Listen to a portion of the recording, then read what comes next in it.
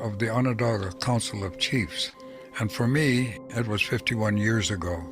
You are told that we are now placing in your hands all life, and it is your responsibility to look after all life.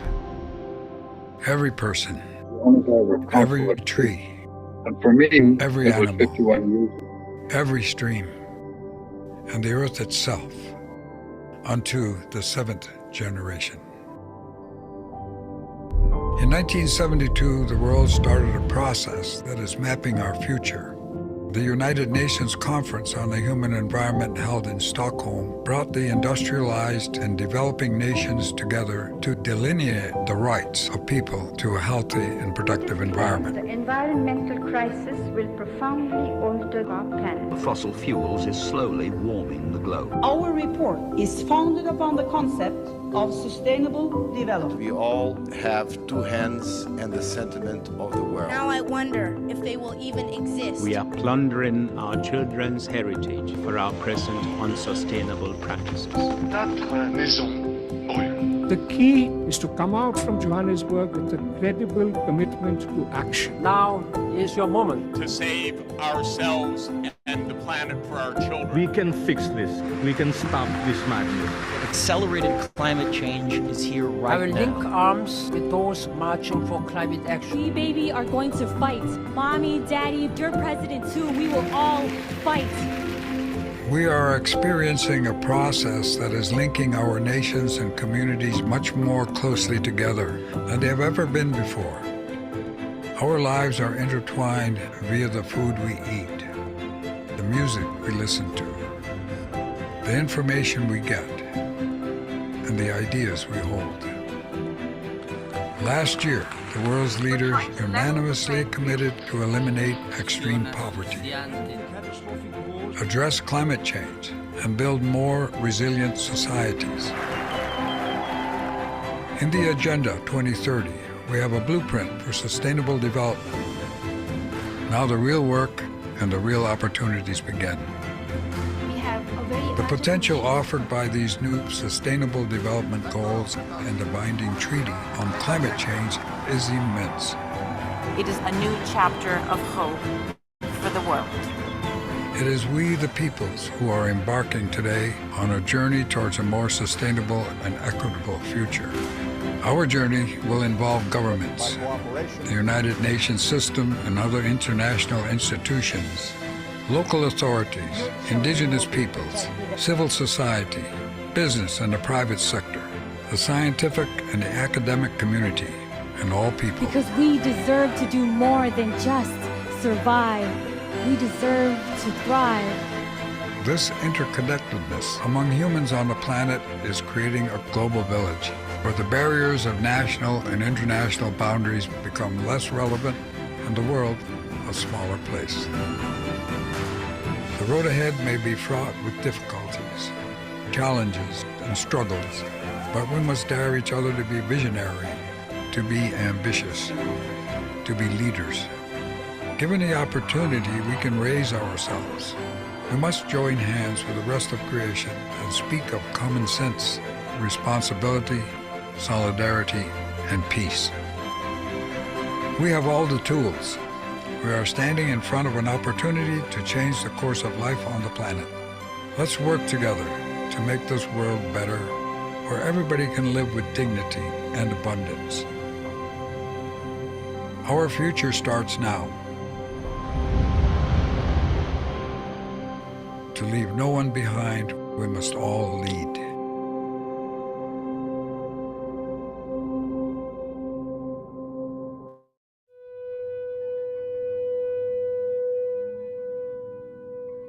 We can be. We must be the first generation to end extreme poverty. The generation most determined to fight injustice and inequalities. The generation that saves the planet from climate change. And this is how it will get done. The global goals. A 15-year plan for everyone, everywhere.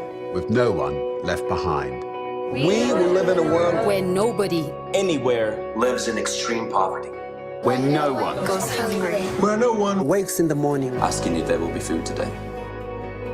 We will live in a world where no child has to die of Diseases we know how to cure. And where proper health care is a lifelong right for us all. We will live in a world where everyone goes to school. And education gives us the knowledge and skills for a fulfilling life. We will live in a world where all girls and all women have equal opportunities to thrive and be powerful and safe. We cannot succeed if half the world is headed down. We will live in a world where all people can get clean water and proper toilets at home, at school, and at work. We will live in a world where there's sustainable energy for everyone. Heat, light, and power for the whole planet. Without destroying the planet. We will live in a world where economies prosper. And new wealth leads to decent jobs for everyone. And we will live in a world where our industry, our infrastructure, and our best innovations are not just used to make money, but to make all our lives better. We will live in a world where prejudices and extremes of inequality are defeated inside our countries and between different countries. Where people live in cities and communities that are safe, progressive, and support everyone who lives there. Where we replace what we consume. Planet where we put back what we take out of the earth. We live in a world that is decisively rolling back from climate change. Where we restore and protect the life in our oceans and seas. Where we restore and protect life on land. The forests, animals, the earth itself. With peace between and inside countries. Where all governments are open. And answer to us for what they do at home and abroad. And the justice rules. With everyone equal before the law.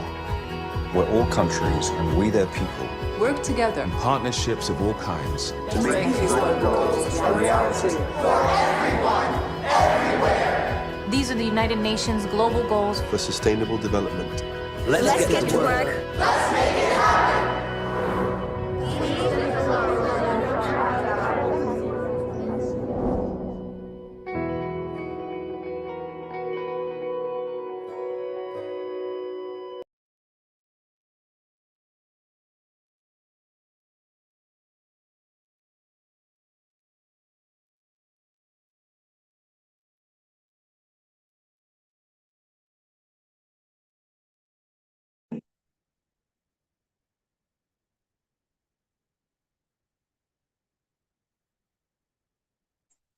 Yes, a beautiful good morning and welcome to you all. And I trust that we are all excited to be here. I can see the energy buzzing on YouTube for our participants. I can tell that you all are ready. Yes. Oluwaseun Sugade said, we are ready. Yes, let's get to work. Good morning and welcome to everyone joining us from across the states in Nigeria and globally. We are thrilled, we are super excited to have this Cohort 7 program starting today with enthusiastic participants and amazing team to get the journey started. And I must say a welcome to you all for making it to this stage. It's a lot, and I'm saying congratulations to you all for the effort you put in from the stage of application to this stage of selection. I must say a big congratulations to you all. Welcome, welcome. So before we get started, I want you to put in your best emoji that describes your mood for today, that sets your mood for today. Let's say it, bring it on. Interesting. Send in your best emoji on the chat, whether you're joining on Zoom or on YouTube. Send in your best emoji. Let's see how excited you all are for today's program. I'm seeing super ready. Interesting. Keep them coming.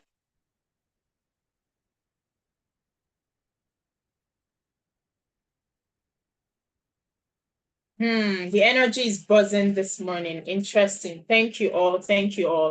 And a quick one. I'll just want you all to drop in your name and the state you're joining in from. Where are you joining us from? Let's see the statistics. From where you all are joining in from Lagos, from Abuja, from Ogun State, from where? Do we have more Southwest participants this year? Or probably the Northerners are already taking over. Let's see. Bring it on. Your name and where you're joining us from. What state are you joining us from?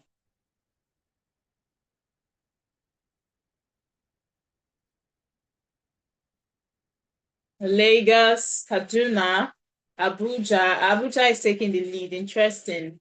Oyo State, Kogi State, Sokoto, wow. Benue State, Yobe State, interesting. Rivers, nice. Welcome. Abuja again. All right. Looks like participants from Abuja came prepared for this court. Ebonyi State, amazing. Benue State, just okay. Oyo State, Rivers, Kaduna. I told you maybe the Northerners are taking over for this court. Interesting to see the different groups and different states participating in this court. That's a really interesting one. All right. So we keep to time, and yes, we've ensured that we go through all that is being packed for today's program. Here is what we have for next on the agenda. So quickly, we'll be having our opening ceremony remarks, which, yes, our Hebel Professor Diaka Ngozi, our network chair, SDSN Youth Nigeria, on to take, but will be ably represented by our amazing network coordinator, Mr. Emmanuel Ola Olowoyo, who will be coming on board now to give us the opening ceremony remarks. So big welcome to you all once again. And yes, let's set the tone for the program starting. Thank you. Over to you, Mr. Emmanuel.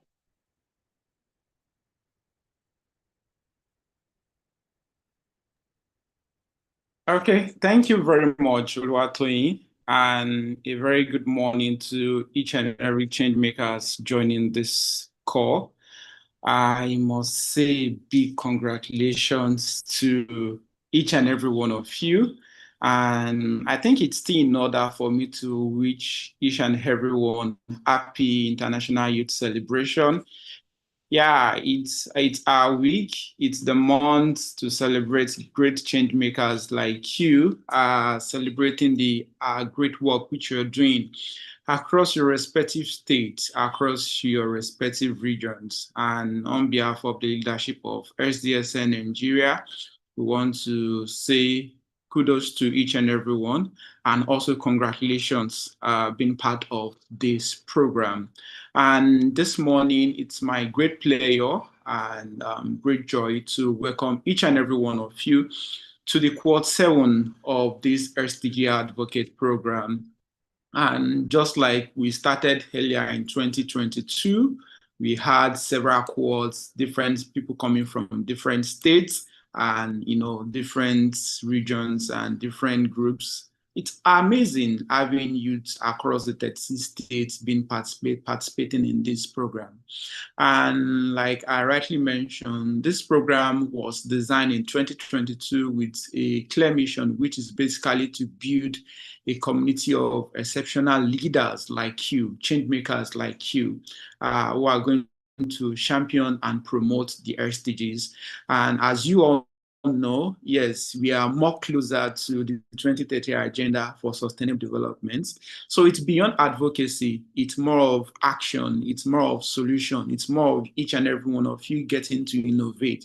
And that's one good thing that this program is going to help you with, and which is not just going to be learning, theoretical learning, it's going to help you to transform those experience to impact, and also help you to also guide you in your innovation and solution process to accelerating the 2030 agenda for sustainable development.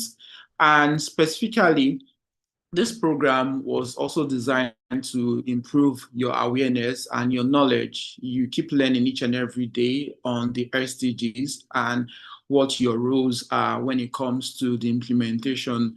And we are glad that for these 7 cohorts, over 4,500 passionate Nigerian youth have been selected and onboarded for this cohort, which is going to span for the next 4 months. And I want to say congratulations on behalf of the leadership of SDSN Nigeria. And also looking at this core objective for this program is also to see how we can incorporate sustainable development nationwide by training our young change makers across different levels of education, primary, secondary, whereby each and every one of them can have a very good understanding, and more importantly, each and every one of you having opportunity to develop and strengthen your existing networks, and whereby you can also get to domesticate, engage, and implement solutions around the SDGs, which you're going to be doing across your respective states. And one thing I'm very sure is that over the next 16 weeks, you're going to gain invaluable knowledge. And more importantly, you're going to be connecting with like-minded change makers. I mean, this is a very beautiful part of this program. And also you're going to be working on real projects that will create tangible impacts in your respective states and community. And I want to urge each and every one of you to ensure you fully commit to every part of this program, and because every moment means a lot, and it's a learning curve for each and every one of you.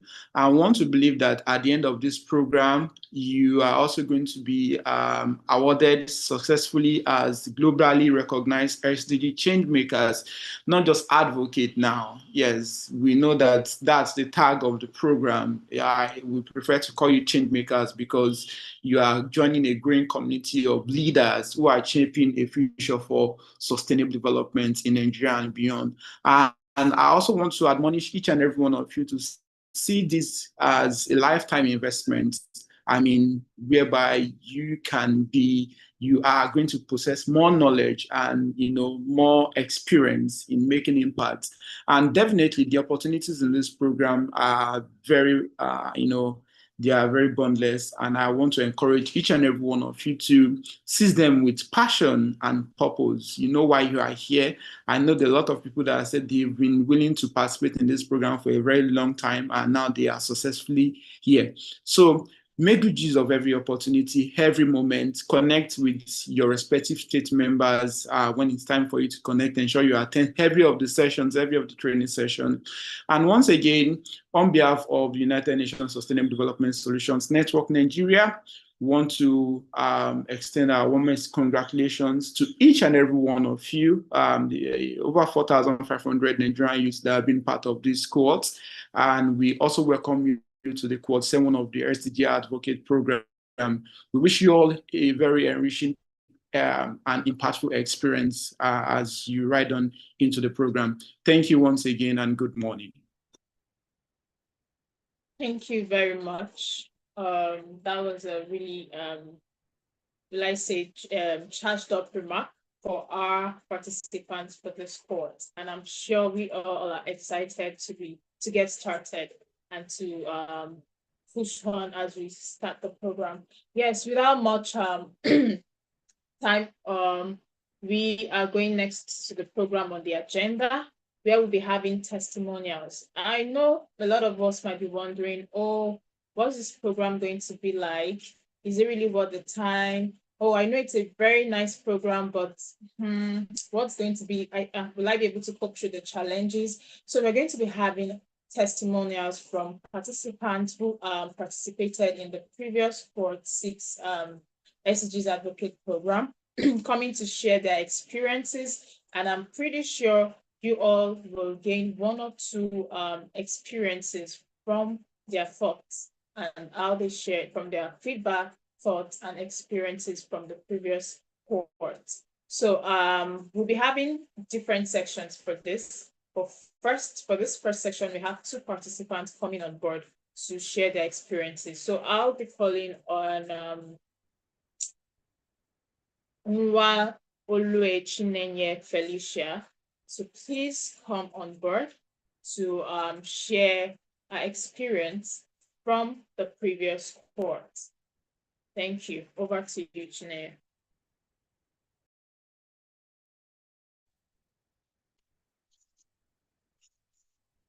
Okay, so greetings to everyone. I am Chinenye, an SDG Advocate Programme Cohort 6 alumni. So my journey with the SDG Advocate Programme Cohort 6 was very transformative and enriching experience for me. The masterclass section were really informative, and I gained valuable experiences and knowledges. And not just that, SDG Advocate Programme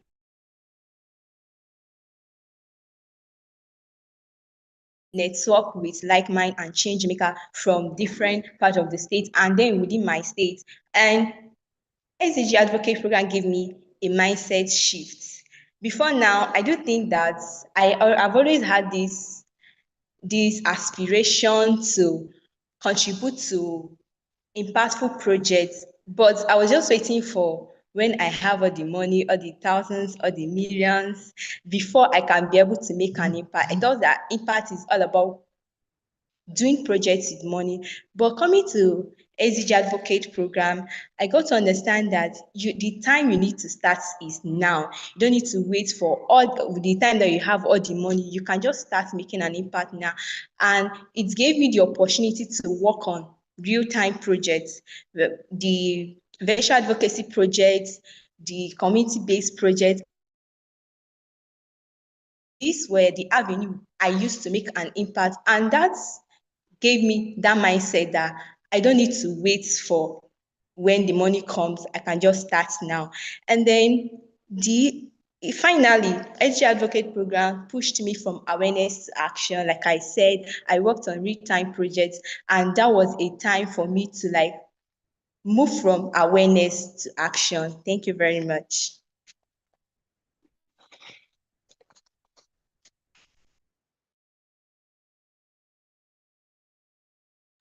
Thank you so much, Chineye. You heard from Chineye from the previous quote who said the time is now.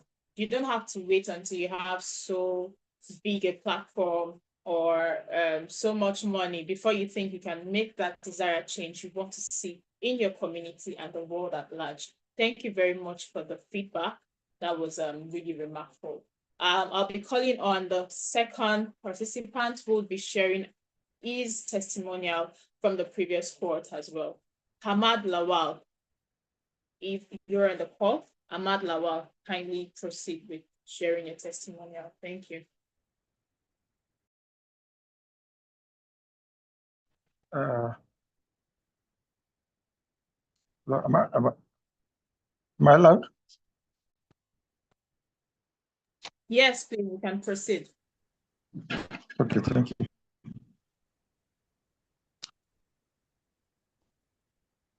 Hello, good morning, everyone. My name is Ahmad Lawal. I'm an advocate of the previous cohort of UNSDN Nigerian Advocate and Katsina State Team Lead as well. I'm honored to share my experience and testify the impact of the program had on my life. The program has been a game changer for me. It equips me with the knowledge, skills, and the network development in Nigeria. Through the program, I gain a deeper understanding of the Sustainable Development Goals and how to integrate them into our daily lives. One of the significant impacts of the program has been the opportunity to connect with the like-minded individuals and the organization. The network I have built was amazing. And I also had a chance to collaborate on projects that drive meaningful change in my community, like community project and the organized session webinar we had. The program has also boosted my confidence and the capacity to engage in policy discussion and advocate efforts. I have been able to use my skills to influence policy decision and promote sustainable development in Nigeria. The whole of Katsina State, we thank this program for giving us the opportunity to be able to integrate into the real world. I am grateful for the experience and the opportunities that the UNSDN Nigerian Advocate Program has provided. I highly recommend it to anyone passionate about driving change and achieving SDG. Thank you very much. I will have to be brief. Amazing, amazing. Thank you so much. Thanks for keeping to time. That was insightful. Yes, you can tell that the way the participants came in is quite different from the way they're coming out. It tells you that over time you get to build skills, you get to develop yourself. You know, sometimes you might have issues with a whole lot of things, might be public speaking, might be engaging in presentations, might be carrying out community projects, but you see yourself doing these things, and you're beginning to like have a different perspective of yourself from what you used to know. So this program is something that it's not just, it goes beyond training, it goes beyond coming online to receive lectures, learn about different things. It incorporates the practical aspects, which is very key. Thank you very much, Ahmad Lawal, for the feedback. We'll quickly take one more advocate before we move on to the next section. I'll be calling on Maureen Ike. Maureen Ike, if you're on the call, kindly proceed. Thank you. Okay, good morning. It feels great to be here. I'm Maureen Ike, the Lagos State Coordinator for Sustainable Development Goal Training, Cohort 6. As the team lead for Lagos State, I must say it has been an amazing journey for me personally, not just as a leader of the state, but as an SDG advocate.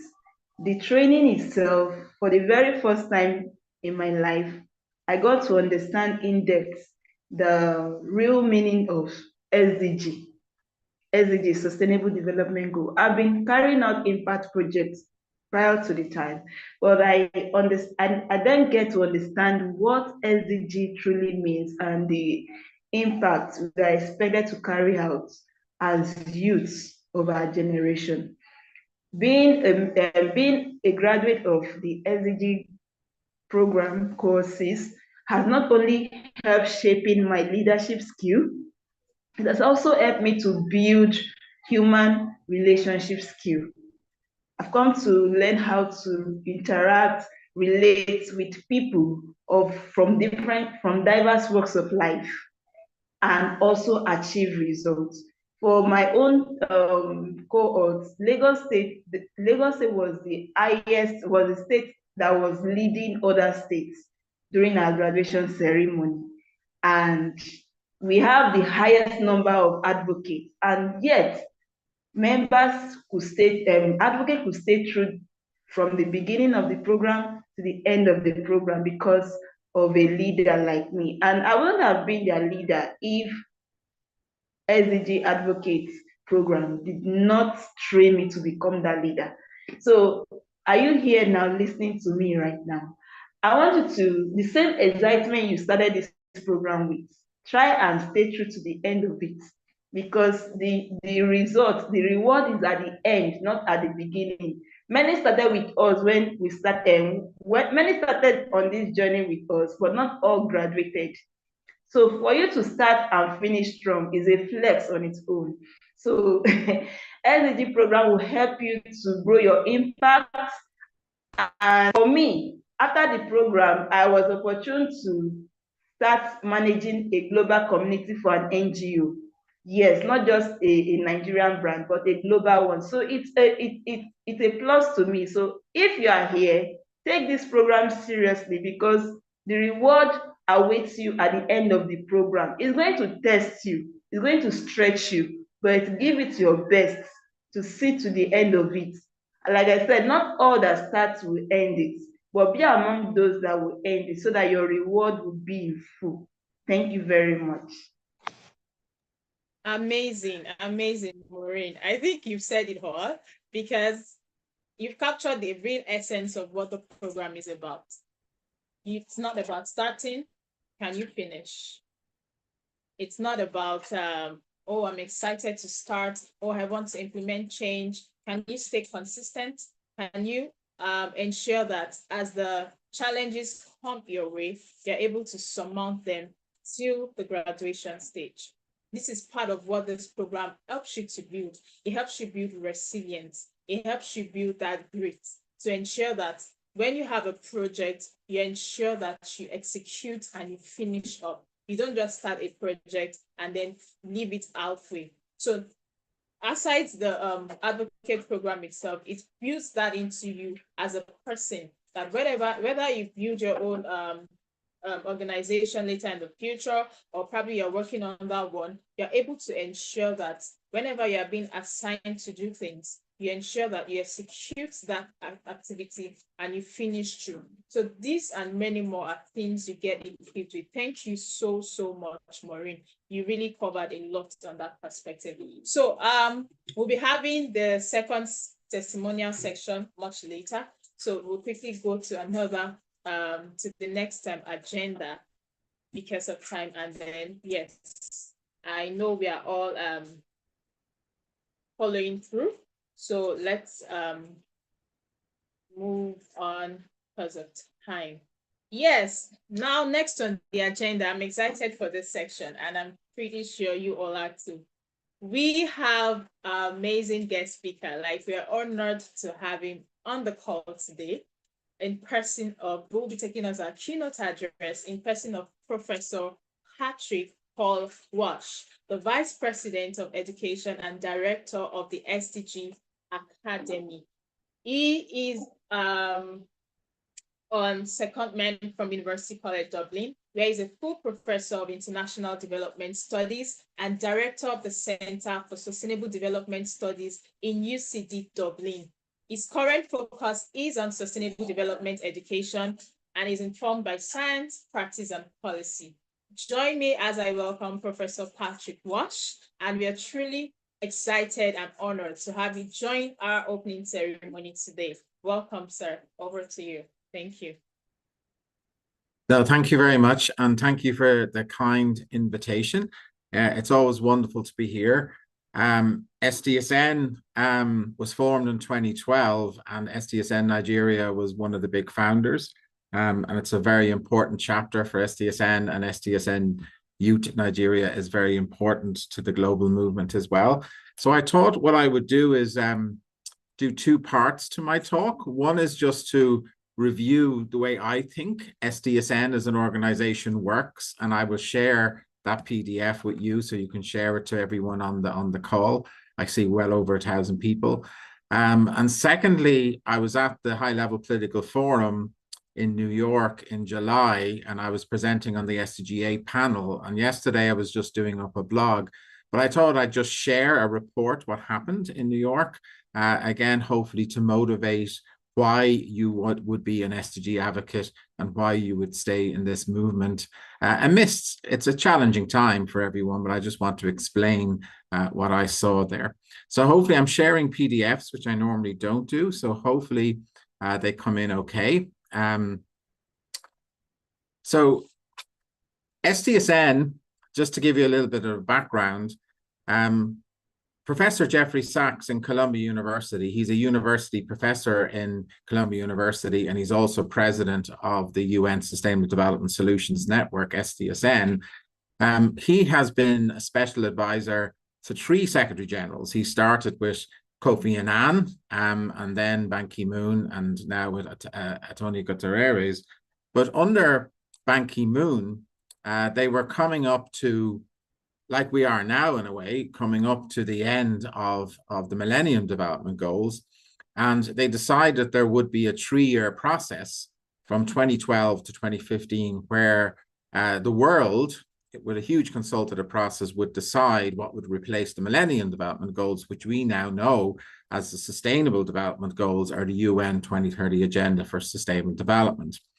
At the time, they decided in Rio Plus 20, and there was a beautiful document called The Future We Want, which outlined the 4 dimensions of sustainable development and the 3-year process, the post-2015 process, as it was called, where they outlined the work programs and consultation that would happen not just with governments, but also with non-governmental entities, such as youth, academia, and private sector, and so on.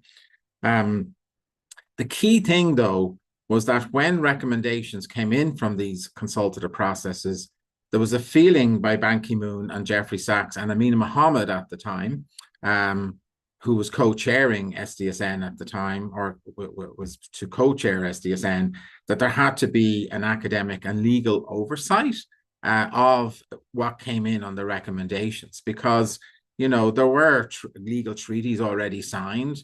There is academic knowledge and science and good data and bad data. So SDSN's mandate initially, co-chaired by Amina Mohammed, who's now the Deputy Secretary General for you know, with responsibility for sustainable development in the UN, a fellow Nigerian, obviously, and Jeffrey Sachs. They basically did what's called a synthesis report, or a General Secretary synthesis report, in 2014. And this summarized the recommendations from the 3 years of consultation that went into the intergovernmental negotiations, which was chaired, co-facilitated or chaired by the Irish ambassador, David Donoghue, and by the Kenyan ambassador, Ambassador Kamau. And then after 9 months of negotiations and inputs from the major groups and stakeholders, we have this 2030 agenda for sustainable development, transforming our world, the 2030 agenda for sustainable development. So that mandate was the birth of SDSN, if you like. But when Amina Mohammed became the Deputy Secretary General, it was decided that SDSN would be more like a think tank that went into the Secretary General's area. And it was there to use academic thought leadership to mobilize partnerships to implement the SDGs, the Paris Agreement, the biodiversity frameworks at all levels of governance. So meaning like inside universities, inside communities, inside corporations, inside local government, inside national governments, regional governments, world governments. So this is now the mandate of SDSN since 2015, is that we basically are a large knowledge network, or leader network, that's trying to mobilize people to implement the SDGs at all levels of governance.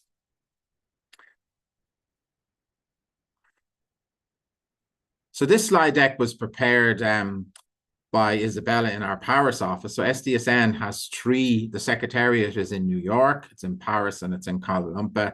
And we had a bunch of interns from the aid agency of Germany, and just to learn about SDSN. So I think it's a very good slide deck. I'm not going to go through all of it, but I am going to share it with you so that you know exactly when you're becoming an advocate for SDSN Nigeria, not just a youth advocate, but a leader, that you're not just in Nigeria, you're part of a much, much bigger movement across the world, with 69 country chapters, with about 2,000 thought leadership institutions, and then we have secretariats or offices in New York, Paris, and Kuala Lumpur. But I think Isabella's slides represents this very, very well. So there's Jeffrey Sachs, who's president, who's university professor in Columbia University, and he's also president of the UN Sustainable Development Solutions Network. So there's just a very brief map of the 2,000 institutions involved, but we do form into what's called country chapters. So SDSN Nigeria has been there from the beginning. We have SDSN Ireland, for example, which is it's an all-Ireland approach, co-chaired by Queen's University in Belfast and University College Cork. But there are 65 countries with country chapters. There's some regional approaches, like so we have one in ASEAN, we have one in Europe.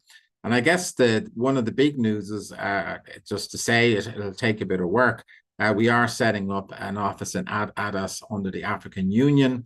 And I think SDSN is going to take a much more aggressive approach to promoting the SDGs and Africa's place rightful place in the world over the next 5 years or so. So that's exciting for obviously Nigeria, Kenya, South Africa as key leaders, but also for the world as well, and for the youth of Africa in particular.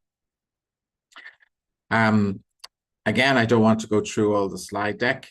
One thing in terms of like, what do we do? Like we are focused on implementation and action and mobilization, but we do still have an interest in actually promoting youth and promoting our ideas through the UN system. So obviously, you know, through the Economic and Social Council. We would participate in the partnership forums. We'd participate in the HLPF, the General Assembly Week. Like, so the last one was the Summit of the Future, the ECOSOC Youth Forum. We'll be in Brazil, obviously, for COP30. We will be in the World Social Summit in Qatar, which is a General Assembly meeting in November.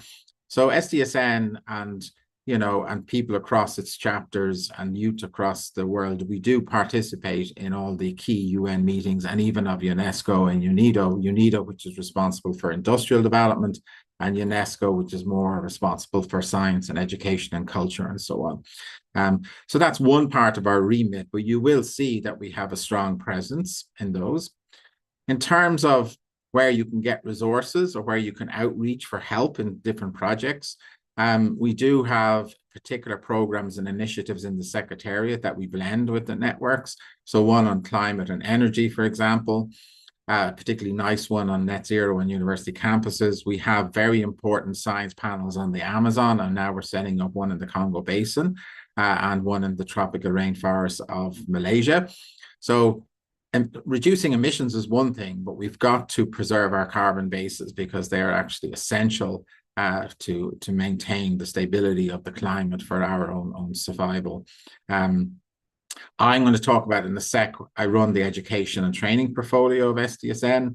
And of course, Paris, you probably are aware of the SDG index, the happiness report, and so on. And we do, obviously, with UN Habitat, we run stuff, and with Israel and California, we do stuff on tracking food and land use globally, our kind of global food systems. So these are some of the reports that we do. We just released our Sustainable Development Report 2025, which ranks all countries of the world on progress towards achieving the SDGs. It's slow progress, unfortunately. Only 17% of targets are in any way achieved. But we also have started to work with Swiss Re insurance companies, which I'm going to talk about in the second half. With Swiss Re there, we produced a paper about insurance and the SDGs. It was our first sort of partnership with the private sector to try and motivate them to work with communities and governments and academia to implement the SDGs on lots of different dimensions like health insurance, social protection, loss and damage funds for climate, and so on. We also produced the happiness report and the SDG networks report. So all of these are nice resources for you to use in your journey as advocates in SDSN Nigeria. This is before I go into the HLPF in 2025. You can see we had quite a large presence this year. And if you, with that QR code, you can actually see all the different presentations of SDSN through the networks and the Secretariat and the SDG Academy and so on, just to get an idea of what we do. There are social media handles, which are useful to have and you can use, and we'd retweet and obviously support you in any sort of work you're doing. So you should link us if you can. Just to explain the education portfolio, back in 2014, Amina Mohammed felt that, the SDGs were a great thing, integrating environmental issues into social and economic issues and into governance issues. But the reality is of the UN and the UN system is most people operated in their silos and they did not integrate environmental issues. So in a sense, there had to be quite a bit of upskilling and reskilling of people in intergovernmental institutions, even like the World Bank or the IMF, all the agencies of the UN, like UN Women or UNICEF or UNESCO or UNIDO, etc., or UNDP. And a lot of people just didn't know much about how you would integrate these 4 dimensions, if you like, of sustainable development into a way of thinking. So basically, if you're taking an economic action, what are the consequences on society? What are the consequences on the environment? What's the consequences on good governance? And not just to be concerned about that in your own jurisdiction, but also to worry about spillovers into other jurisdictions or other countries or other regions that are linked to you. So that's really the essence of what the SDGs are. So we decided with the UN Foundation, or Ted Turner, CNN, the original owner, CNN, we decided to make these,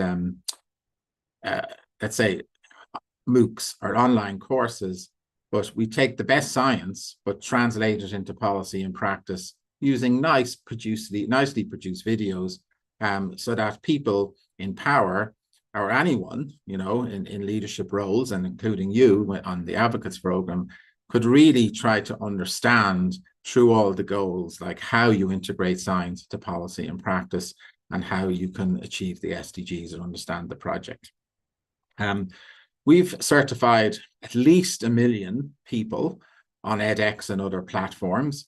Why I say at least is that all our videos are open access, in other words, Creative Commons, under Creative Commons, and lots of people have downloaded the videos and put them into their courses. So for example, the Chinese University of Hong Kong has electives and a minor in sustainable development using all the SDG Academy courses, but we don't track how many people are actually using it.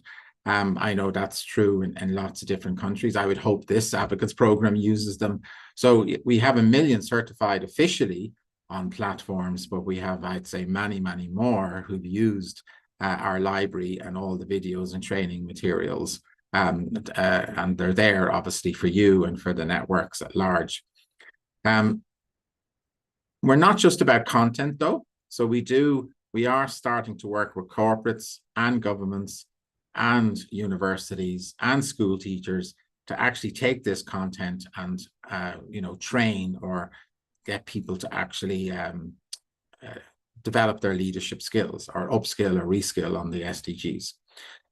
We're also involved in different communities, which I'll explain. Like we have what's called Open Education Resource Joint Committee with UNESCO, Capabilities for the Future with UNIDO, Mission 4.7 with UNESCO. We're also part of the UN, the UNESCO NGO Liaison Committee, which actually is all about the empowerment, and with a special focus. Actually, UNESCO has 2 special priorities, or strategic priorities. One is Africa and one is youth. And of course, the intersection of both is very important. So there's an example of some of our courses, some of our lectures who are quite famous. There's the QR code to get in and do all our courses if you like. More importantly, you can get into our 2,000 plus videos, which you can download and repurpose and use across all the different issues to do with the SDGs. This is a course that I did myself, or with the help of others, for the Summit of the Future, basically taking people through all the preparatory processes and all the policy documents that were there, and the census reports, and finally the outcome document, just understanding the Pact for the Future. So when Guterres came in, he had obviously the outcome document of 2015, the Transforming Our World to 2030 agenda, but he also set up a series of what's called summits to ensure or turbocharge the implementation of the SDGs. Now, unfortunately for him, he was an unlucky general in the sense that he ended up with Trump 1, he ended up with COVID, he's ended up with the geopolitics at the moment and Trump 2, etc. So the Climate Summit, the Transforming Education Summit, the Midpoint Review Summit, the Summit of the Future last year, which is more about governance and reform of governance across the UN and all parties related to this project. And now he has the World Social Summit coming up in Qatar in November, 4th to November 6th, which is all about people re-engaging and saying, and it basically just says that not only do I care about people and nature in my own jurisdiction, I actually would care equally for people who live in other countries and other parts of the world, because if we don't achieve the SDGs for everyone globally, we achieve it for no one. So we do have to understand that at the center of this project is multilateralism, and that we do have to outreach and be open to cooperation across states. And for ocean health, for climate change, for food systems, for structural inequality, social inequalities, really, we have to reform the international institutions, and we have to be very open to integrating our education systems, finance systems, and the way we approach global challenges. We need to do it in a multilateral way rather than in a decentralized nation state. And of course, that's what this course is basically trying to get across. Jeff runs a book club, which you might find interesting. My own university, University College Dublin, with the SDG Academy, runs a master's pathway from cert diploma to a master's in sustainability and sustainable development online in partnership with the SDG Academy. We are actually opening up a sister one in Dar es Salaam, which could be of interest in November. We have one also in Sunway in Malaysia, and we will be working with the University of West Indies for one around the Caribbean, etc. But this is the idea that we take young professionals or people in general and make sure that they have some access. They may be working, they may be resource constrained, but they should, there isn't nearly an entitlement, I would feel, that young professionals right across the world should be upskilled and reskilled at a master's level on sustainable development. And it's actually essential for this type of project. In the same way, we have a Build Skills Academy in Europe, which is about coordinating VET colleges. These are vocational colleges to upskill and reskill youth in particular to be able to transform, let's say, the built environment that is kind of using the new digital and sustainability skills to actually achieve these transformations that Europe has in law with its Green New Deal, but also needs to have it on its supply chains, particularly, say, with North Africa and the Middle East, etc. Again, there's some nice webinars. There's the community outreach that I talked about, that SDSN is formally elected to be on the NGO UNESCO Liaison Committee. And this is not like the stakeholder engagement in the Secretariat of the UN in New York or in Vienna. This actually is you're part of UNESCO's governance and you've oversight over its budget and its strategic planning. And it very much is into, empowering youth leadership and civil society voices and education. So it's something that Isabella will be keen that SDSN youth groups everywhere and the chapters would engage in, because it's a nice opportunity to do that. And here's some of the handles for the SDG Academy, if you're interested in any of those. So I just want to talk, I won't be too long, reporting from, say, the HLPF in New York in July. I mean, just to say to everyone, there is no doubt that at the moment there are problems. Like there's budgetary problems in the UN because obviously America is pulling out of UNESCO, of the Paris Agreement, but it's also pulling its budgets out of the UN Secretariat at large, which is causing problems. In fact, it's causing the UN and the Secretariat to lay off about 20% of its workers. UNESCO, not so much, maybe 8% of its workers, because the US had pulled out before. But there are problems with US allies or other countries following suit, saying, well, if they're not paying, why should we pay, and so on. So the Secretary General has to manage, if you like, the budgetary issue. The second thing that he has to manage is the UN 80, because it was agreed as part of this process and the common agenda that there would be reform of the UN to make it more efficient and more impactful. I think it's unfortunate that when you're cutting budgets that you also have to think about restructuring and reform, but that's the way it is. And I think it's also unfortunate that you have to look for a new Secretary General. It was supposed to be informally from South America and a female, but now I guess people are looking for a leader that will take on the US, Russia, China, UK, and France, the permanent five, and who will keep the UN alive going forward. What I would say from the HLPF, though, there was what's called a ministerial declaration, and normally it's fairly low key and it's just approved very easily. But America did interject in most of the paragraphs to try and delete the SDGs and 2030 agenda from each of the paragraphs. But the good news is that all other countries actually outvoted them and said, no, we are, so in other words, 95% of the world is saying, no, we are recommitting to the SDGs and we're recommitting to the SDG agenda, because we all know that we have to work together to protect ocean health, climate, food systems, solve global issues to do with inequality, etc. The global politics is not helping at the moment. It's not helping a country like Ireland and Nigeria without nuclear weapons. We need international law. We need a rule-based system. We need international courts of justice. It's not acceptable that these are not working. But the good news, though, is that the UN, even though it's having these problems, is outreaching to youth, to corporates, to universities, and even in Seville, it's financing for Sustainable Development Conference.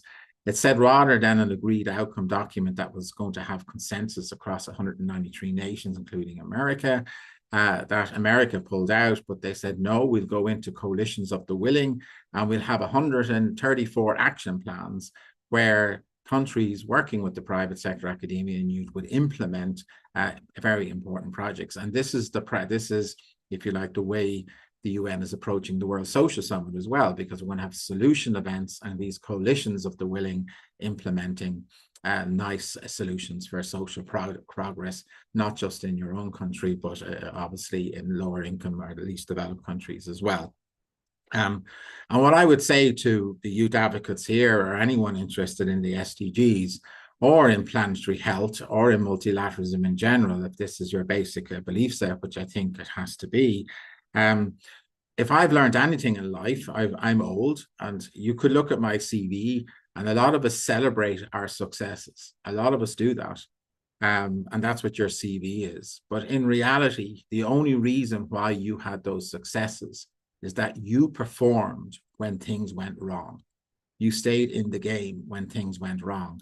And I would like to think SDSN and the UN system at large is going to excel in that it will show resilience, and it will show that when things are not going your way, this is the time that you have to perform. For those who like soccer or play sports, understand that, you know, you win the game by scoring the goals, but it was in the periods of the game when you were under pressure, when you were losing, this is when leaders were born. This is when it was important. And that's why where we are today, with runaway climate change, biodiversity loss, very serious geopolitical issues, very serious problems with youth not in employment, not in education, not in training, right across the world. A very serious time to adopt all of these digital transformations and make sure they're used for good and not for bad. This is when we have to perform. This is when we have to stay together, and this is when we have to succeed. And we will have successes in the future, but it's only because we basically stayed on the pitch and kept going and kept focused on the goals at this juncture. And I think that is really the main message from the HLPF in New York. This blog, I gave a talk at one of the panels, and I'm doing up a blog, and I'll share it with you. But we talked about SDG 8, and I think it's a nice one to talk about. Just in general, the thing that people are focusing on, which I think is really interesting, is we have a global workforce, and particularly in sub-Saharan Africa, which has a lot of informal jobs. This is just not acceptable. We have to, to move in any way forward, we have to formalize employment, and I give reasons why that is true. We also have a big problem in any part of the world with youth that are not in education, employment, or training. And there was a time, even in Ireland has full employment, and there was a time when, you know, when you dropped out of school, maybe you could do some vocational work or training or work in construction. But because of digital technologies, again, youth need skills, and they need to be able to adapt and to transform to the current situation. So I cannot overstress the importance of the advocacy program, and then to make sure you get upskilled and reskilled and to get educated in the best way possible, because this is what everyone needs across the world. And of course, it's not just your responsibility, it's the government, but also the global the global community have to refocus and make sure there's education for all and training for all going forward, and to have more formal jobs. I explained this through our capabilities for the Future Hub, House Global Supply Chains, who basically we're generating a lot of GDP, but not kind to nature, not kind to people, because there wasn't just a race to the bottom on taxes, there was a race to the bottom on social protection and environmental protection as well. But now the global supply chains are getting attacked by climate change. So ports, sea levels are rising and ports are getting flooded, and there's obviously storms. They're getting attacked by having social inequalities. They're getting attacked by tariff wars. So there's a new kind of focus that maybe on global supply chains, watching from your point of origin to destination, that you should reskill and upskill and make sure all workers have good jobs, and that you actually they have the skills required to make these global supply chains actually resilient and capable of delivering GDP, but also delivering social protection and delivering climate, in other words, a reduction in CO2 emissions, protect ocean health, protect land systems and food systems, etc. It's a big challenge, but I actually think this is where you attack, in the sense that it's the global supply chains that are doing the damage, creating GDP, obviously, but they can be transformed to be kind to youth, be kind to people, kind to nature, if you put the policies right. But the policies have to be coordinated, not just across countries, but across the private sector, and also integrated into the training and skills that universities and vocational colleges and other people provide. So this is our point of attack and capabilities for the future. We also have, I talked about the role of insurance. I come from a country where we more or less have 100% formal jobs, where people and employers contribute to insurance. If we lose our job, we get some sort of unemployment benefit. If we have a health episode, if we have an environmental shock, we get insurance. So we basically are underwritten that if we have a social, an economic or environmental shock, we are compensated and can cope with this, and we can actually transform and move on. But most of the world is not like this. And one of the reasons why is that there's no formal jobs. It's important to have formal jobs to be able to integrate financial products, things like pensions and health insurance and unemployment benefit and so on.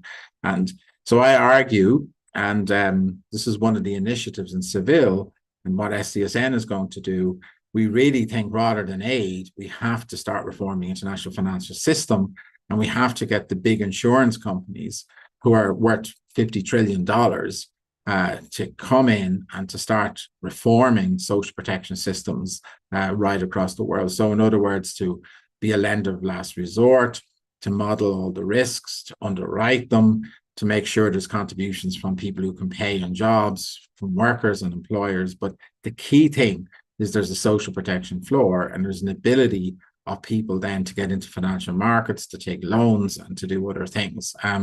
So I talk a bit about this as well, and you can actually read it in the, or watch it on UN Web TV. And we have a number of courses on good jobs and SDG-8, which if you're interested. But I'll stop here. And so hopefully that was interesting, that I've given you a PDF that the team will share, so you know what SDSN does and what resources it has, and they're for you to use, obviously, in your advocacy work. And I hopefully gave a bit of a summary of what happened at the HLPF. And it wasn't to disencourage you, it was to say that 95% of the world is still on a movement, to have multilateralism and to cooperate on ocean health and food systems and climate chambers and biodiversity, and to solve social inequalities. And in particular, the greatest asset is to outreach to youth and to make sure that that becomes the youth dividend and the thing that, that propels Africa and most of the world into a massive recovery, and not just a recovery that's kind in terms of prosperity, but also kind to people and nature all over the world. And this is our mission at SDSN. And again, I'm delighted to see so many on YouTube and the Advocates Programme, and SDSN Nigeria was with us from the beginning, and let's say it will be with us to the bitter end. So I'll enjoy the journey together. And thank you very much for inviting me today. Wow, wow, wow, wow. Thank you so much, sir. Thank you so much, Professor Patrick. That was really insightful. I must say this section was very informative in knowledge bank. Thank you so much for taking us through the journey from the concepts to the current situation to what is happening. And in fact, it's a whole lot. We're really delighted to have you on board. Thank you so much. And I'm pretty sure, yes, the comments are coming in. This was a whole lot of insights shared. Thank you for your time and insights. Well appreciated. Thank you so much. And a key takeaway says your time, this is your time to perform. So we are charging the advocates, myself, yourself, everyone. This is our time to perform. So we need to take action and we need to step on board. Thank you so much, Prof. That was really profound. Thank you.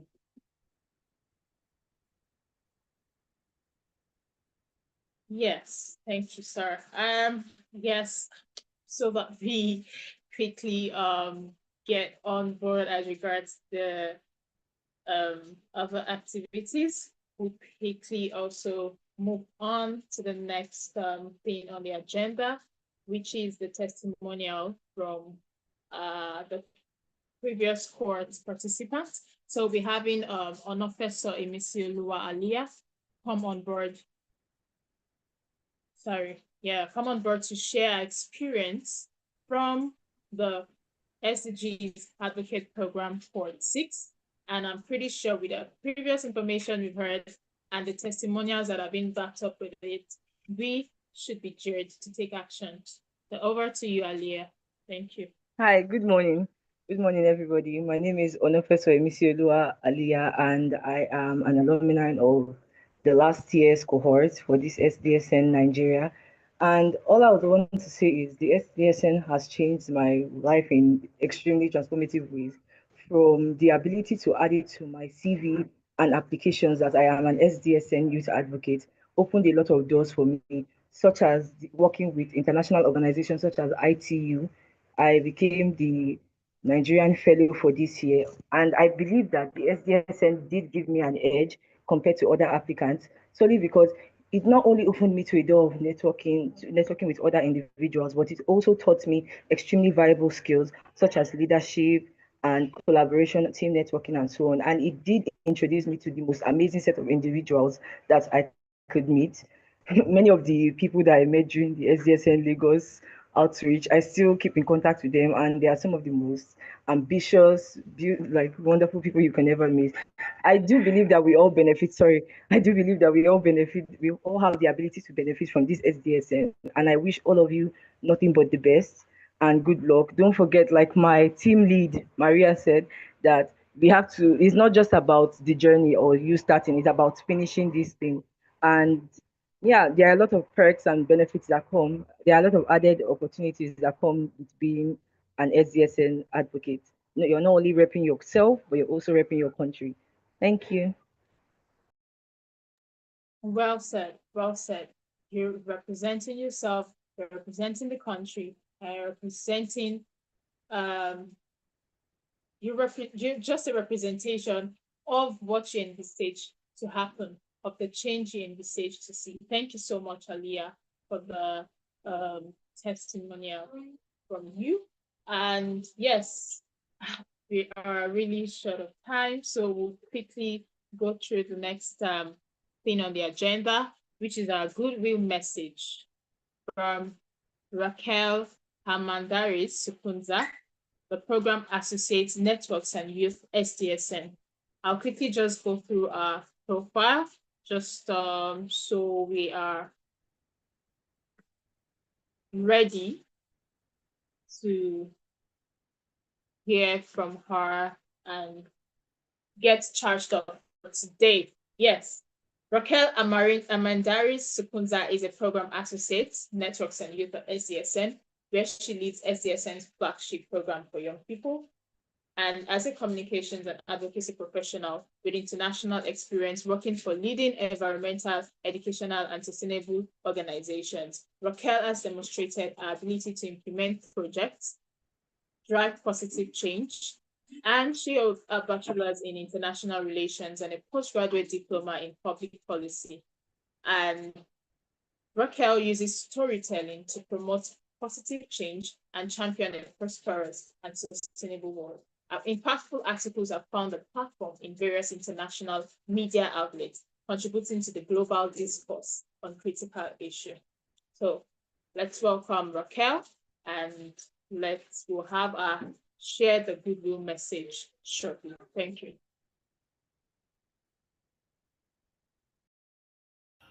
Hello everyone, my name is Raquel Armendariz and I am the Global Coordinator of SDGs Youth here at SDSN. It is a true honor to be here with you, although unfortunately via video format because I cannot be there, but it's still an honor to share some words of encouragement as you start this incredible journey. I want to start by congratulating the team at SDGs Youth Nigeria and specifically the work that they've done under the leadership of Emmanuel, because watching this program advance and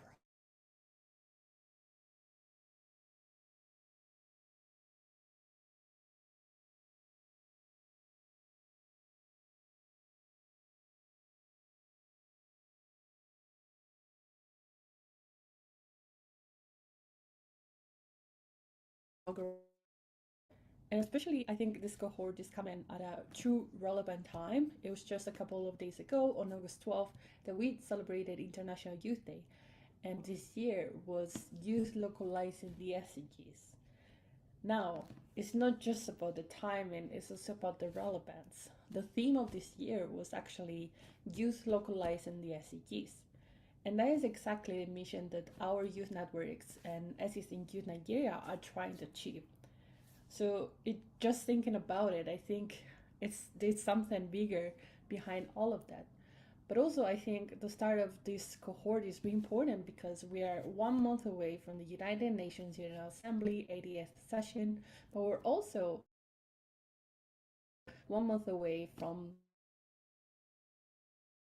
the celebration of the 30th anniversary of the World Program Action for Youth and commitment that will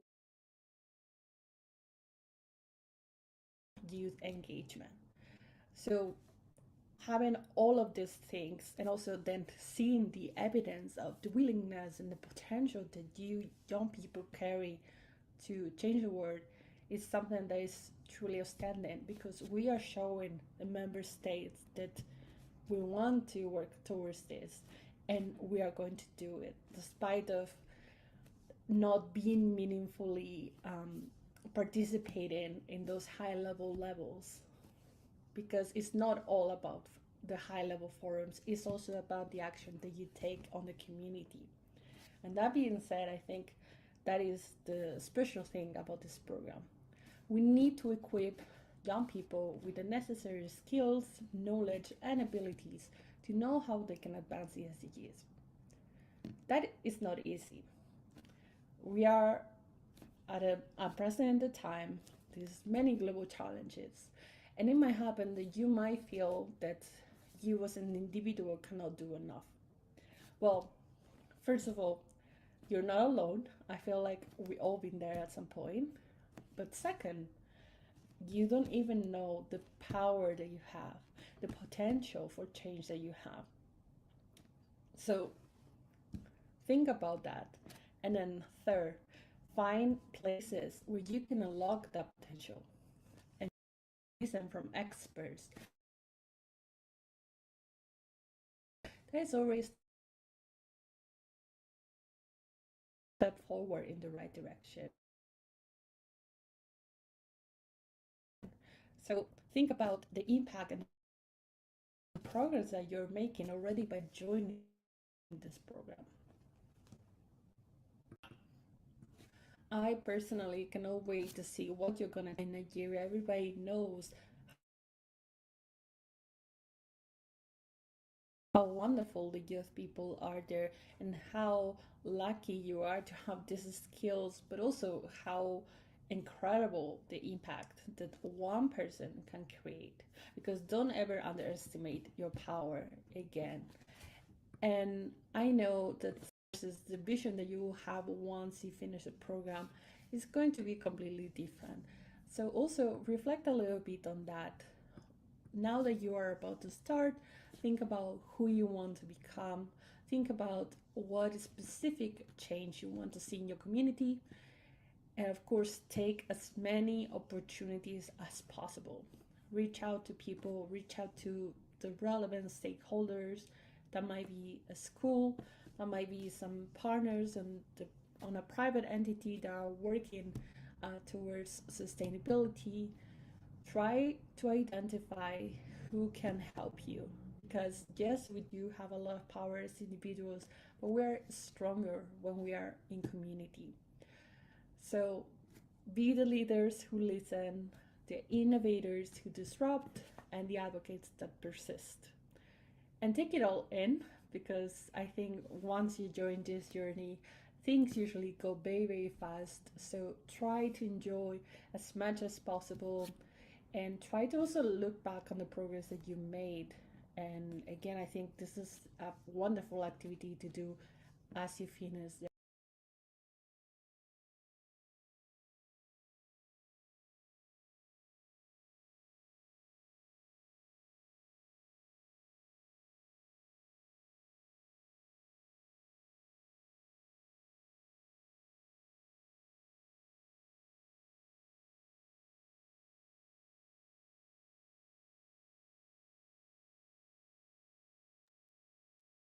Right. Thank you very much, Raquel. That was really insightful. A key takeaway, she said, it's not about the high-level forums, it's about the action you take in your community. And that's really very key. So it's not about just envisaging high. Even within your community, that was really insightful. Even within your community, you need to see that action you can take. So let's ensure that all these remarks and insights we are gaining from this opening ceremony stays with us and also pushes us to do better and take action to see the desired change we want to see in our community. So next on the agenda, we'll be having the representative of the SDGs Network Executive for the second goodwill message. Thank you. Oluwatoyin, please confirm if you can hear me. Good morning, good afternoon. Yes, please, you can. Okay, fantastic. Good morning, everyone. Good afternoon, good evening. It's actually very good afternoon here. My name is Ayokunle Aziz, and I'm the president of the SDG Advocate Network Nigeria. It's with great pleasure to be giving this goodwill message to everyone, the Cohort 7. First, let me congratulate you for the bold decisions. I mean, for coming thus far, I want to congratulate you. And I'll try as much as possible to keep it very short and very brief, because I think most of the things that I would have loved to say have actually been, along the program, have been shared. We've heard from Onofeso, we've heard from Ahmed Lawal, how significant or how beneficial the program would be for you, particularly in your leadership journey. So I think the benefits have been well spelt. But just like Oluwatoyin just mentioned, it is not the beginning that determines, but it is the end that justifies the means. So it is one thing for you to start, it is another thing for you to finish. So finishing is the most important thing. And from my own experience, I've come to understand that it is not the bigger project or more pronounced project that actually gives the greatest impact, but it is those little efforts, the consistent ones, that actually produces the best impact. So it is consistency that actually bets greater results. So I would like to implore you, as you continue your journey, to be consistent, to keep persevering. I understand that for some of us, I mean, managing the program with your normal day activities might be very accolade sometimes. It might be very stressful, but believe me, by the time you stay committed, you're consistent, I can assure you that the journey or the experiences gained would actually be very, very beneficial for you on the long run. So to everyone, I want to implore us to keep striving and to keep working. I think it has also been mentioned that identifying those small projects, those small things, those are the things that actually really do count. I'm going to repeat that again. The things that actually count the most are the little things, those little conscious effort, those little problem identified, those little solutions provide. Those are the things that actually count on the long run. And we look forward to welcoming you all to the network. There's great opportunities, connections, and networking. The connections or the network opportunities cannot be emphasized. So till the ceremony, I hope you complete your program, and I wish you success on the long run. Thank you, everyone, and thank you, SDSN team, for the conscious effort. I congratulate you again. Over to you, Oluwatoyin. Well, thank you so much for the insights. That was profound. Thank you. And I believe we are all being cheered up.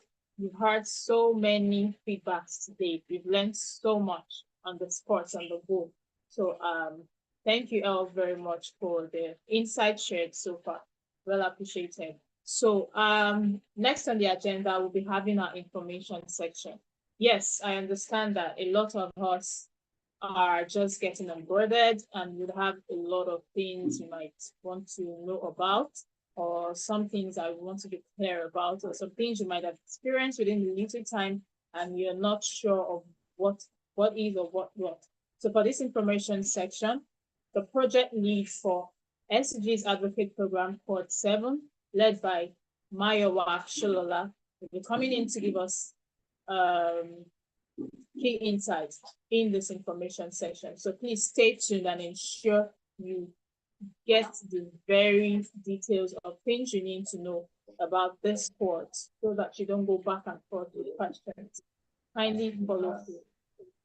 Over to you, Mayowa.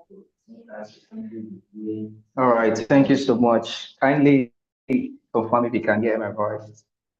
Yes. All right, good. So good morning, everyone. Good morning, our prospect advocates. I just want to say a big congratulations to everyone here on the call.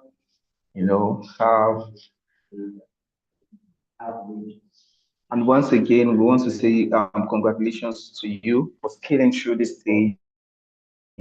SDG is not just a place to stay, but it's a place for meaningful impact to our work.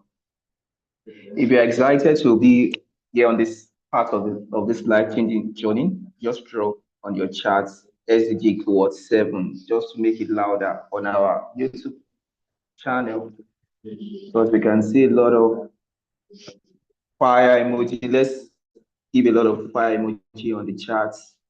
Yeah, wherever we are on the charts. All right. So I can see the excitement. All right. So the quick intro and also the icebreaker. So I just want we have an incredible movement whereby we have 5,057 registered for these advocates, but we have the lucky ones, the lucky advocates that scaled through this process, and 4,513 qualified, and now we are now at the opening ceremony. As one of my colleagues has said, and that's Aziz, he said the beginning does not justify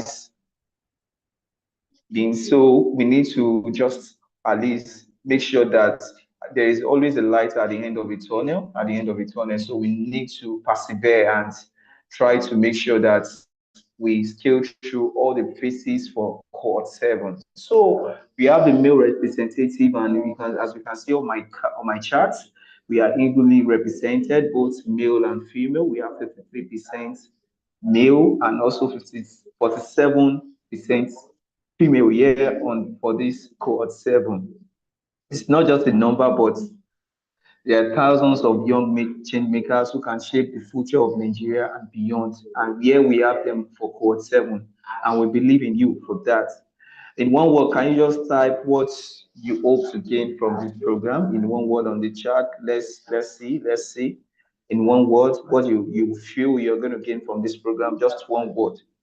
We are going to read, we are going to pick up your words after the call, then we are going to also review and get back to you on this. So in one word, just try to give your feedback on the chat, what you tend to gain from this program.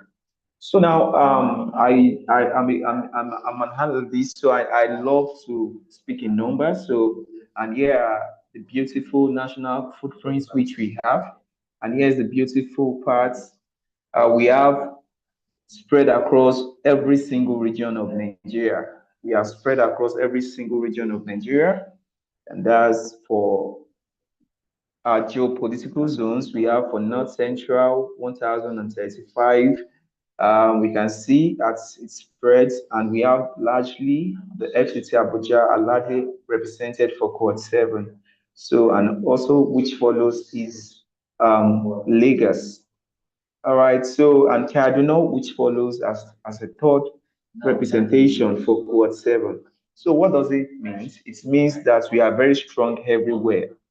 Both 36 states and FCT, we are so strong everywhere. But it also shows us that where we need to amplify our voices in the future cohorts, you understand? So for this cohort, we need to amplify our voices. We are not just speaking in numbers, oh, we are much, but what stays is the impact we make to our community, to our world, to our schools, to everywhere we are. So it's just the impact. Every on our map represents a leader in training. So currently what we are doing now is just like training our leaders. So together you are most. So the next one is just the purpose and the power of this program. I want to share why we are here. And this is why we are here, the purpose and the power of this program.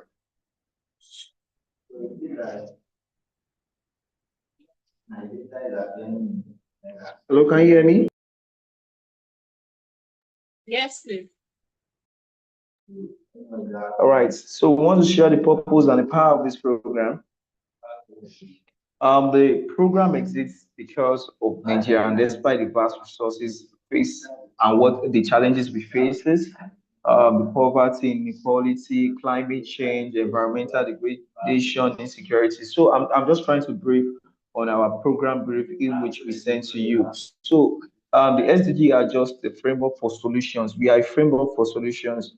And here is the truth. Many young Nigerians don't yet know their roles in making these goals a reality. And that's why you come in as an advocate. So our goal is just to build a community of exceptional young leaders who will champion the SDG nationwide. And you will improve awareness. Why we are here is just to improve awareness, the knowledge of the SDGs, and integrate SDG education into our schools and communities, and build and strengthen the youth network for real impact. So I don't want to bore us with a lot of stuff. So yes, the caveat and expectation. The honest caveat for you is just this is not a paid program, but trust me, it's going to be a stretch. It's going to stretch you, and it's going to push you beyond your comfort zones. So, but if you commit fully into this program, you will leave here as a better person. And we can see from our testimonials, we can see from most of our testimonials more skilled, the opportunities in which this program has created. You can see the person that talked about the opportunity of ITU, and which is basically because of this program was part. She passed through this program, and she was able to utilize this. So you're going to be more skilled, more connected with a lot of people, and more capable of creating change within your environment. So out of the 4,513 onboarded advocate, there's still room for disqualification because, as my colleague has said, as is that we just need to persevere to the very last, to the very end. So if you are non-compliant, there's still room for disqualification. Don't think because 4,513 are onboarded now, and you also expect 4,513 we also graduate. Yeah, you can, but if there is no compliance rule, then you are going to be disqualified. So these are the things that will make you be disqualified for this program. Number one is mixing the deadlines of projects, of work, of tasks assigned, skipping activities like this because we are going to kick off a masterclass soon, and not engaging in projects, and not meeting reporting requirements, because that's the last phase, and not meeting the reporting requirements. All right, so we want everyone here to succeed, but success requires discipline, and that's our mantra. Success requires discipline. So these are the structures of our program, which Mr. Emmanuel has talked about.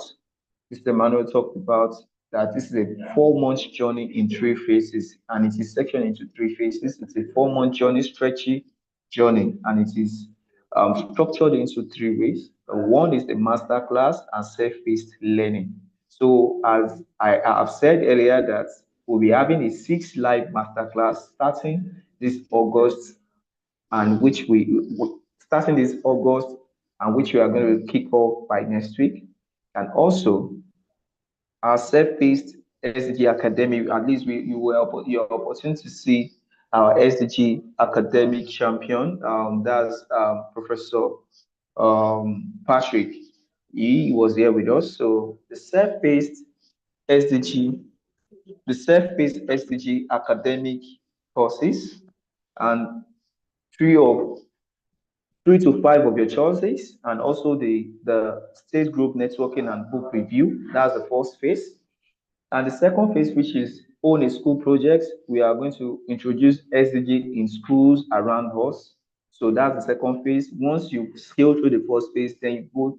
The first phase will also come with an assessment. So once you scale through the first phase, you move to the second phase, which is the own a school project.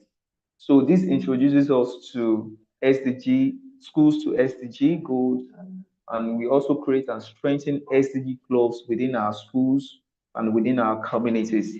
We're also going to engage teachers, students, and also our school communities around us. That's the second phase of the project, which is on a school.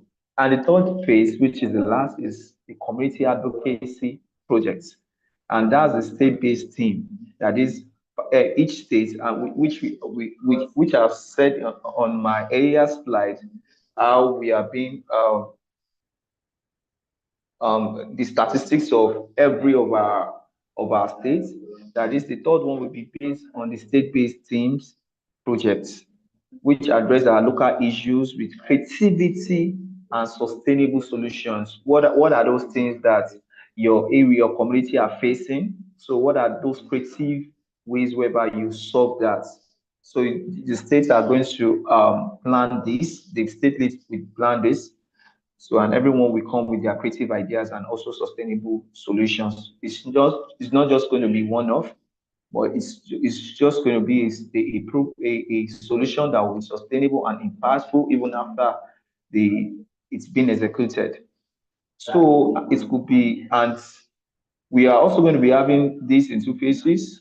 It will be on-site, it could be on-site, or it could be virtual advocacy, but either of the 2, it's compulsory. So, and to all these phases, you can see a caveat which I put. You have a specific deadlines for this for proposals, reports, and project implementation. There are specific deadlines to this. So our proposal, report, and also the project implementation, because we are time-bound based community. So, and we don't joke with time at all. So we have specific timelines, deadlines for this. So what are the benefits? What are the benefits of this program?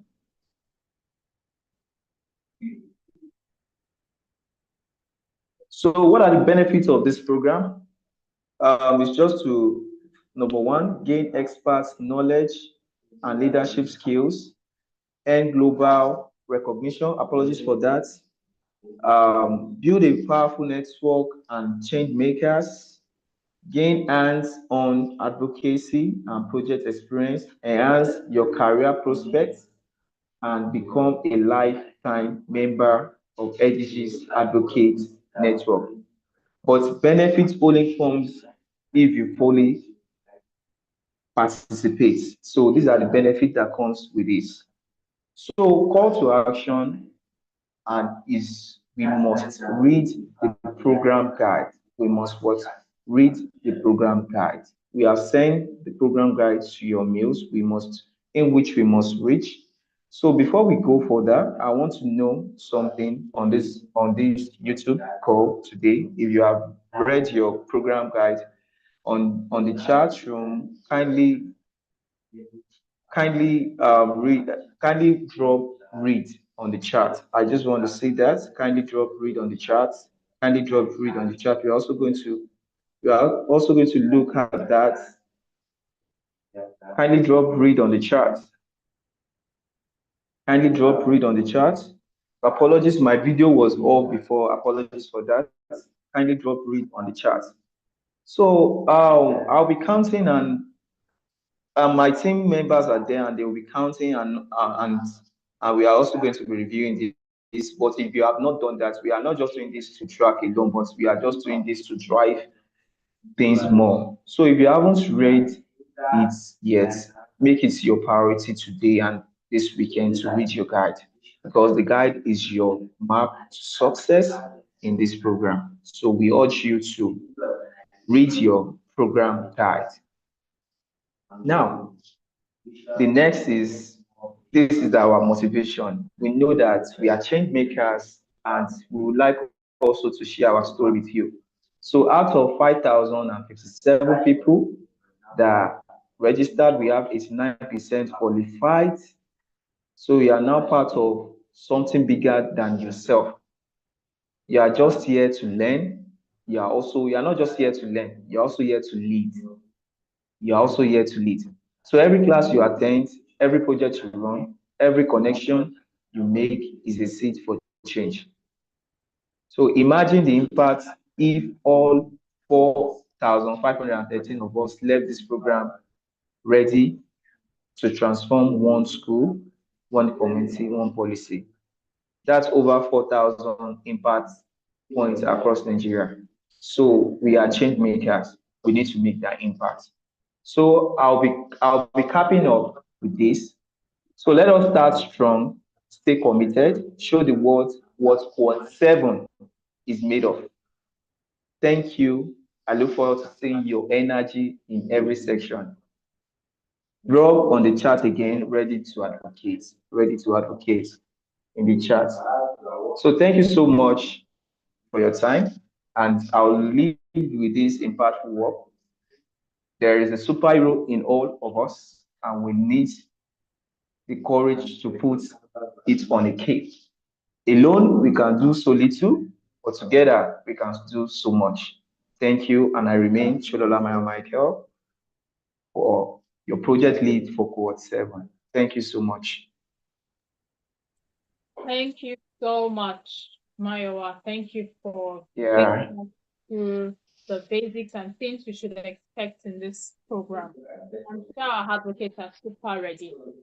Thank you for also emphasizing the aspect of discipline. This is a very key phase of this program.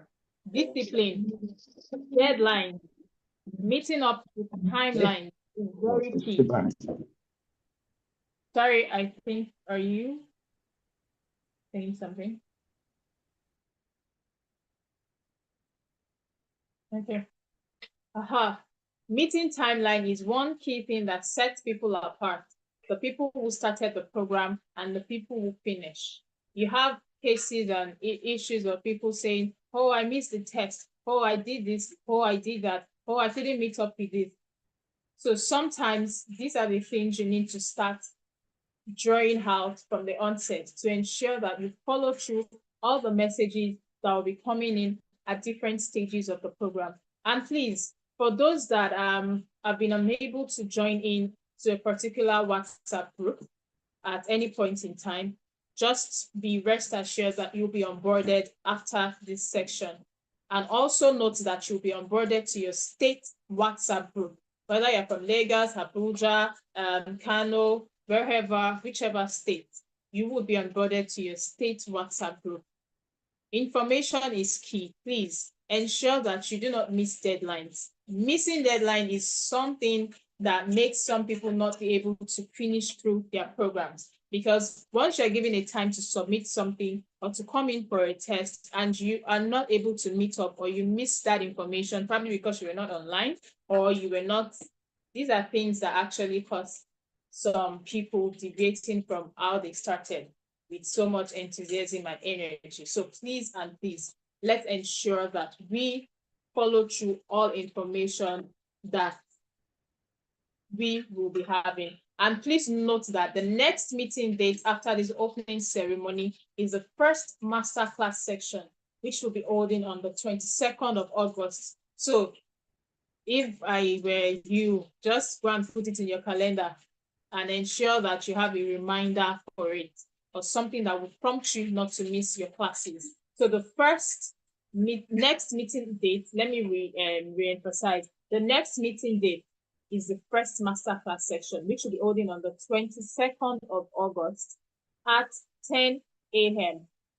10 a.m. Please ensure that you attend, because attendance is compulsory. That's part of your grading mark or record starts from there. So your first master class section, ensure you attend, because they send in the attendance form for you to fill, and you ensure that you fill it whenever you attend a class. There is no somebody send me the link.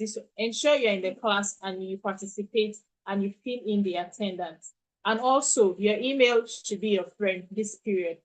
Keep a tab on your email for swift information. There are times you might not be able to catch up something. Ensure you check your email every day, morning and night. Refresh. Check your spam, check your inbox, check folders, check your email very well. That's one thing you should please take note of for your program. Ensure you check your email, ensure you do not miss your classes, ensure you fill in your attendance form. These things are usually being emphasized at the start of the program, but along the line, people tend to not want to follow through. And then when you don't now get certified at the end, you probably have some complaints or such. Please and please, these timelines, deadlines are usually taken seriously. And as change makers, I believe these are things we want to imbibe and ensure that that discipline is part of the skill we're imbibing in this program. And also ensuring we meet up with timelines, we meet up with deadlines, we take documents of things and necessary information that we need to know. So further information will be shared on your WhatsApp group.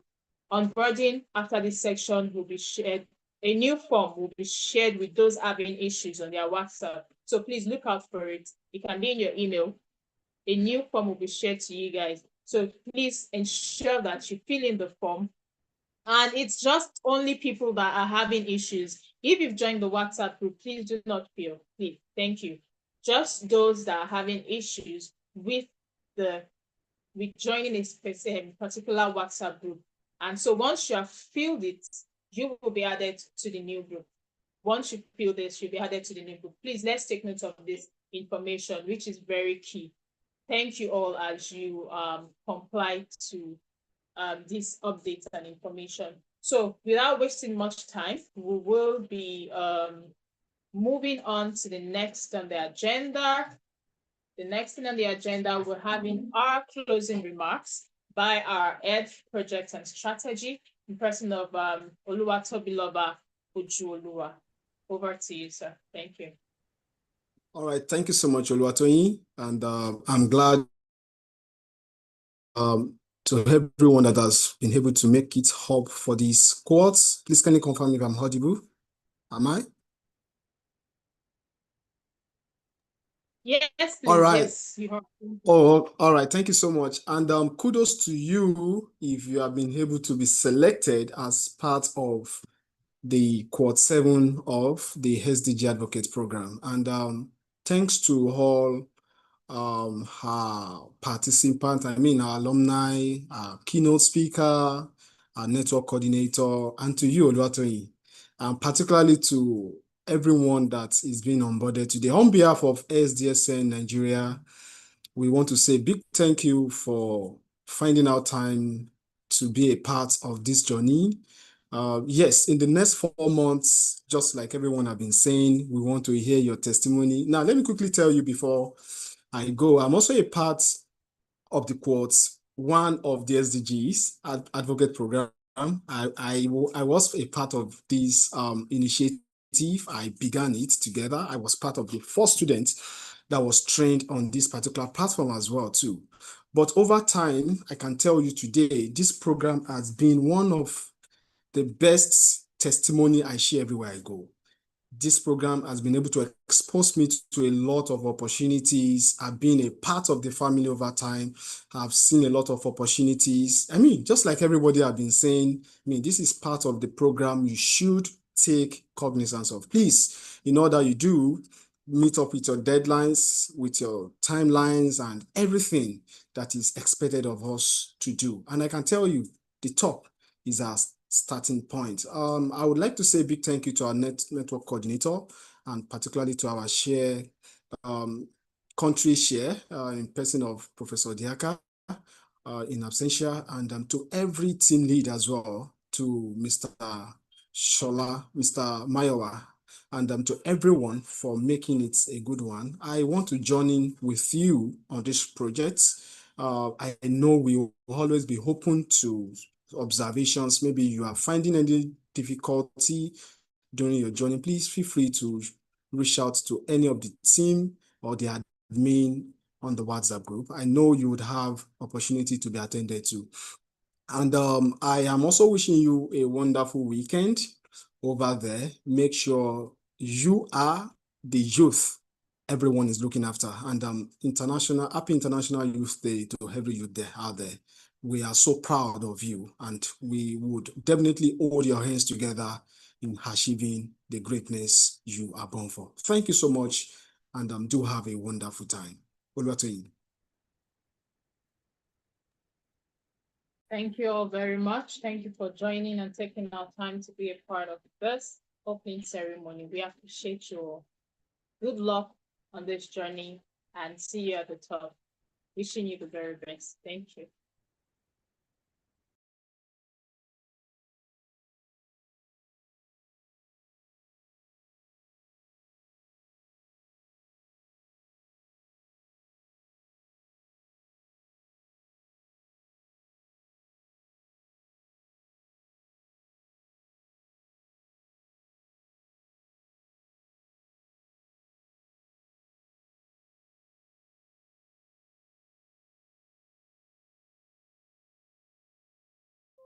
When you are named a faith keeper of the Onondaga Council of Chiefs, and for me, it was 51 years ago, you are told that we are now placing in your hands all life, and it is your responsibility to look after all life. Every person, every tree, every animal, every stream, and the earth itself, unto the seventh generation. In 1972, the world started a process that is mapping our future. The United Nations Conference on the Human Environment held in Stockholm brought the industrialized and developing nations together to delineate the rights of people to a healthy and productive environment. The environmental crisis will profoundly alter our planet. Fossil fuels is slowly warming the globe. Our report is founded upon the concept of sustainable development. We all have two hands and the sentiment of the world. Now I wonder if they will even exist. We are plundering our children's heritage for our present unsustainable practices. Notre maison brûle. The key is to come out from Johannesburg with a credible commitment to action. Now is your moment. To save ourselves and the planet for our children. We can fix this. We can stop this madness. Accelerated climate change is here right now. I will link arms with those marching for climate action. We, baby, are going to fight. Mommy, Daddy, your president too. We will all fight. We are experiencing a process that is linking our nations and communities much more closely together than they have ever been before.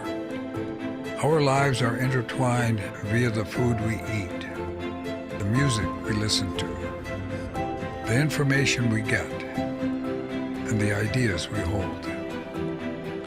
Last year, the world's leaders unanimously committed to eliminate extreme poverty, address climate change, and build more resilient societies. In the Agenda 2030, we have a blueprint for sustainable development.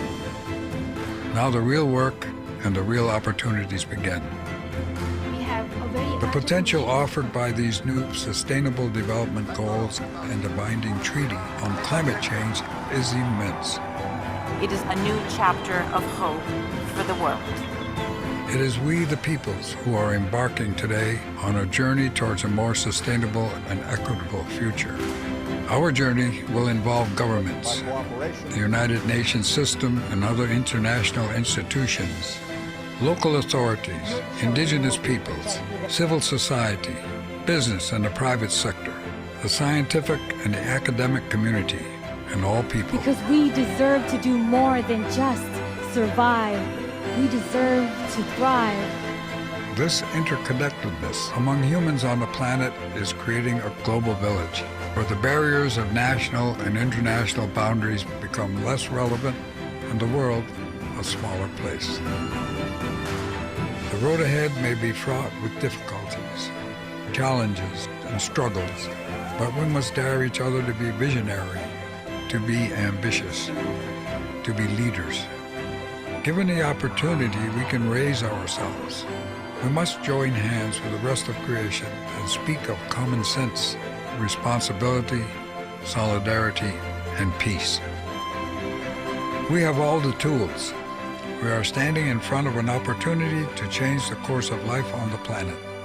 Let's work together to make this world better, where everybody can live with dignity and abundance. Our future starts now. To leave no one behind, we must all lead.